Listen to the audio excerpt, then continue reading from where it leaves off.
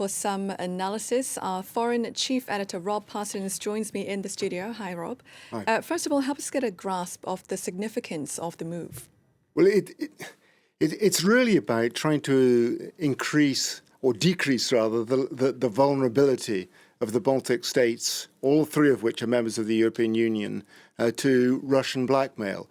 They've been concerned about this for decades, almost since they became independent. But over the last 10, 20 years or so, they've been taking active measures to try and decrease that vulnerability.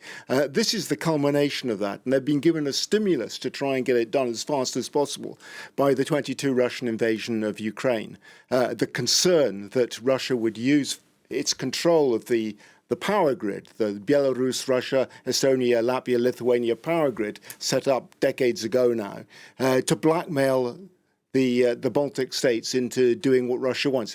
We've seen on countless occasions in the past where Russia has used its control of power with the European Union, gas, for instance, with Georgia, gas, Ukraine, gas. But electricity specifically, it was a possibility that the Ukrainians were very concerned about. So now they have broken that dependency. They switched off the link to that power grid today. The Energy Minister said we are now removing Russia's ability to use the electricity system as a tool of political blackmail. That's the Lithuanian Energy Minister. European Commissioner for Energy, who's in the Baltics at the moment, to celebrate the transfer tomorrow, Sunday, to the European power grid, said, "I like the light better when there are no Russian electrons."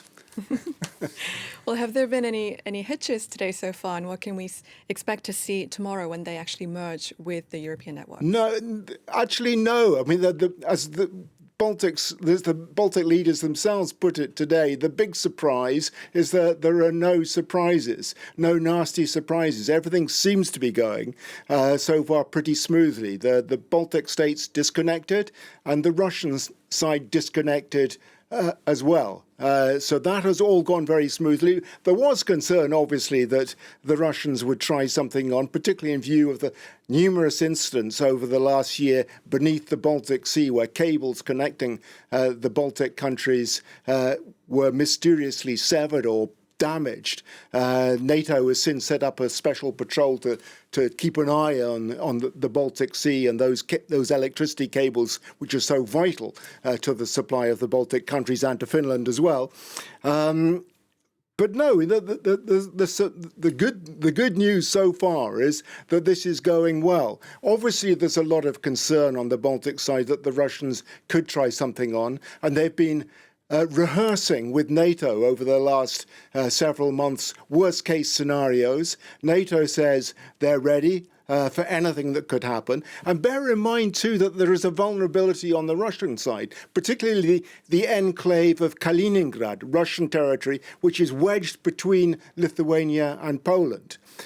It creates a lot of its own energy, but it is partially dependent on the Baltic states as well. And now it is severed completely from the Russian power grid because the Baltic states have severed. So for a while at least, they will be dependent on the goodwill of the Baltic countries. So it doesn't make an awful lot of sense for Russia to stir things up too much with the Balts.